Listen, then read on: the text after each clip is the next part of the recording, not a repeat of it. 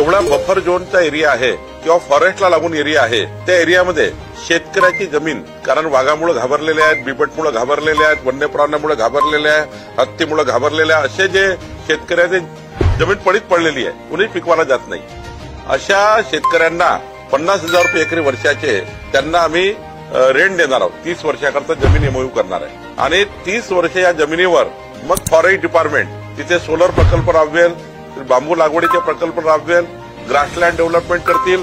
मोठ्या प्रमाणावर त्यांनी योजना तयार केली. त्यामुळे पुढच्या काळामध्ये लवकरच ही योजना येत आहे. त्यामुळे मुख्यमंत्री सौर कृषी वाहिनी योजनेच्या धर्तीवर वनात शेतकरी जे काम राहतात किंवा वनात त्या ठिकाणी शेती करतात त्यांच्याकरता 50,000 रुपये एकरी वर्षाचे हे महाराष्ट्र सरकार एमओयू करणार आहे.